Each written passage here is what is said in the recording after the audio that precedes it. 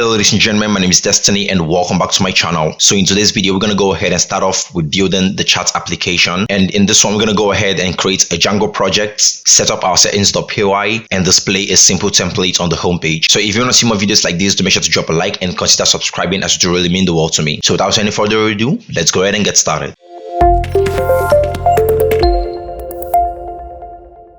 Now, the first thing that we're going to do is go ahead and open up our command prompt, or you can open up git cmd or bash. Anyone is going to work totally fine.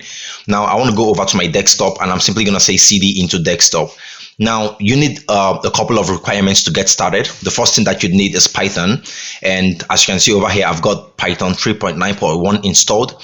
And if you type out Python and nothing shows up, then that means that you don't have Python installed. So all you need to do is head over to their official documentation and you could download the latest version of Python from there. Now, another thing that you'd need is Django. So you could say pip freeze. And pip freeze, or actually you could even go ahead and say pip freeze hyphen, let's just say p.txt. And as you can see, it's created this file over here. So from over here, as you can see, if we open up this file, now what do you notice? I got all the packages that are installed on my PC over here. And what do you notice over here? As you can see, Django is installed right over here. So I've got Django 4.1.1 as of the time we're recording this video, and that should be enough for us to get started. So with all this there, I'm going to go ahead and delete this file. So with all this over here now, we could go ahead and create a Django project. So I'm simply going to say Django-admin. So Django-admin, and I could say start project, and I'm simply going to call this, let's just say chat prj. Okay, so you could call that whatever you want. And as you can see, it's created a Django project for us over here at the home page. Now, I'd highly recommend you use a virtual environment to actually do this. And if you're using a virtual environment, that means you'd want to go ahead and install Django again. So you're going to say pip install Django. And notwithstanding that you already have Django installed on your PC, you'd want to install Django to the virtual environment. And later, when you run the command pip freeze -r requirements.txt, it's going to get only the packages that you've got in your virtual environment. Okay, so if you don't know how to work with virtual environments, I'll highly recommend you check out some of my other videos where I did that, and you're going to be on the right way. Okay, so after creating the Django application, now the next thing that we can do is simply go ahead and enter the Django app folder. So I'm going to say cd into chats prj, and cd simply means change directory. So if I say ls, okay, that should be dir. I'm not on a Linux or Mac. That's a dir. And as you can see in here, we've got this chat prj folder. We've got the manage.py, and yeah, that's it. So in here, I want to go ahead and create a new file. So I'm going to say python manage.py, and I'm simply going to say start app. And we could call this one whatever we want. We just say call, or I could just call it chat. Okay. So in here now, if you open up this folder, then you're going to see a new chat folder. And in here, that's where we're going to see the views.py, the test, the models, the app, the admin, and all that. So I think that's pretty much what I want to do. We could go ahead and close this off for now. And I'm going to open up my Visual Studio Code. So I open up my Visual Studio Code, and what I simply want to do is go ahead and drag this code and put it in here. Okay, as simple as that. And if you can't drag that in directly, all you need to do is come over to File, then you want to come over to Open Folder, and you want to select the folder from your desktop. This is it over here, and it's going to open up the same folder exactly. So I think that's pretty much what I want to do now. Now we need to go ahead and configure our settings.py, but before we do that, I want to go ahead and run the server so that we'll see what we've got on our homepage. So I'm going to say python manage.py run server, and I'm going to hit enter. So as you can see, I'm using the integrated terminal, and in order to use the integrated terminal, all you need to do is hit Ctrl tilde on your keyboard, or you can come over to terminal and hit new terminal, okay, or Ctrl Shift backtick. Okay, so as you can see, it's running on port 8000. I could go ahead and open this up on my default browser, and my default browser, as you can see over here, is Google Chrome. Now this is going to open up the Django default installation page, and as you can see, it says the install worked successfully. Now that's pretty much what I want to do. Now we're on the right path. So the next thing that we're going to do is go ahead and set up our settings.py to actually have all the configurations that we're going to be needing in this project. So I'm going to open up the settings.py, and first off at the top, I simply want to import OS. So that's operating system. I'm going to be using it to route directories and folders, and we're going to be using it to configure directories. Now in the allowed host, I simply want to put in star over here. So what this means is that it could allow whatever domain that is being pointed at this application. But it's not recommended that you do this. It's actually recommended that, let's say your site is www.unclebobby.com. You could say www.unclebobby.com. Let's say that's your website. Then it's recommended that you pass in the exact domain name in here, okay? But since I don't know where I'm going to be hosting this and I don't know the domain name that I'm going to be getting, if I'll be hosting this on Railway or let's say Heroku, then I'm going to be getting, let's say, a custom domain from Railway. But from Heroku, I'm going to be getting, let's say, www.unclebobby.herokuapp.com. There's going to be a Heroku app attached to it. But in order to be on the safer side for now, which is not safe in production, I'm just going to put a star over there. So that's pretty much what I want to do now. Over here, I'm going to go ahead and install my own application. So I'm just going to put a comment and I'm going to put in custom apps. Okay. And this one, I'm simply going to call it chat. So this chat that I passed in here is pretty much the chat application that we created over here when we said or run python manage.py start app chat. So that's what we passed in here. Now that's pretty much what I want to do for now. The next thing that I want to do is come over here and configure the template. So in the directories, I'm simply going to say os.path.join.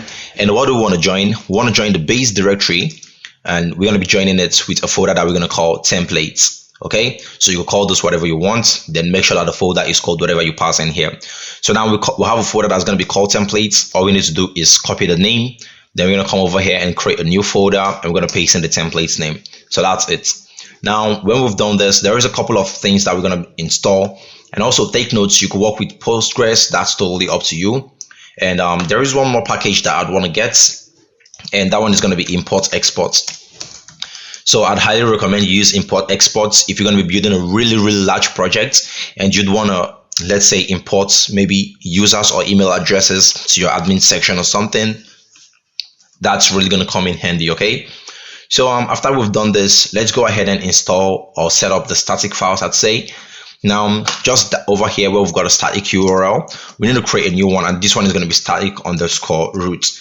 And we simply want to say os.path.join. So remember what we did with the template, that's what we're going to be doing with this. So this one is going to be based there, and we're going to have a folder that we're going to call static files, just like this. Now we need to get another one that's going to be called static_. I think this one should be static files_des, just like this. And for this one, you're going to open up a list, and in here it's going to take os.path.join. and what we want to join, just as usual, we're going to join the base directory with we're going to join it with a folder that's going to be called static. Okay, so we could just come over here now and create a new folder, and we could call it static, just like that. And as you can see, that's it. Now you might be like, okay, why don't we create a new folder and pass in the static files folder name? If you run this command python manage.py collect static and hit enter on your keyboard, then for now it says no module name chat import export. I think that should be a comma error. So over here we need to pass in a comma, and I'm going to pass in a comma, but the last one isn't necessary. So we're going to get back here and run the python manage.py collect static. So this is going to go ahead and collect all the static files that we've got in our project. And as you can see over here, it's created a new file and it's called it static files. So why did it call it static file? That's pretty much because over here we'll pass in the static files name. Okay, so for now we won't be using the static file. We could just go ahead and delete it. We don't need it now till production. And I think that's pretty much what we want to do. Let's go ahead and configure the media URL. So the media URL is pretty much the one that's going to be helping us get our uploaded medias. So a user uploads a profile picture, a room is trying to change their profile image, or let's say a user is trying to send an image to a friend. Now the media URL is pretty much what's going to be helping us to get where the uploaded image is located. Okay, now another thing that we're going to be needing is the media_root.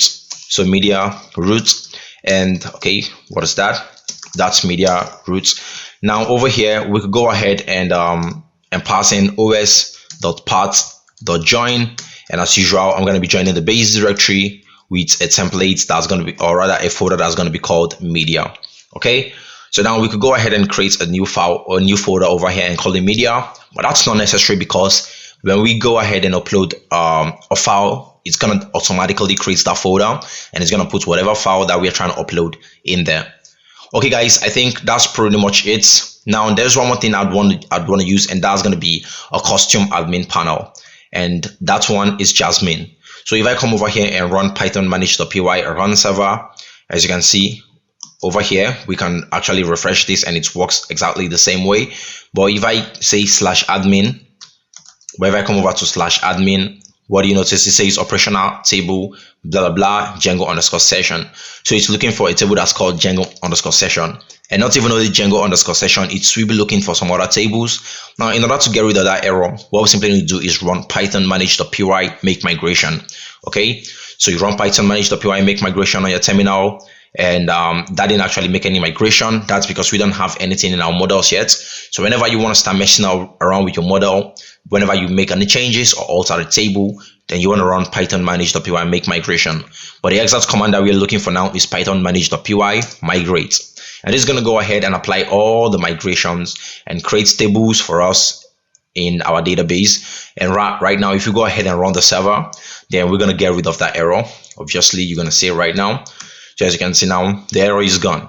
But now I want to go ahead and log into my admin section. I'm going to put in my username and password, and we're going to get an error. So it's going to say, please enter the correct username and password for a staff account. Now, in order to get rid of this error, what we simply need to do is come over to the admin, and we need to run a new command that's called python manage.py create super user. So create super user is pretty much for creating an admin, okay? And this is the person that's going to be in charge of all the permissions that we've got in our Django application. So leave blank to use Destiny, definitely. Then I'm going to put in my email address over here, destfix@gmail.com, and I'm going to put in a password, testing321 as usual. I'm going to put in another password, testing321, to confirm it, and as you can see, it created that for me.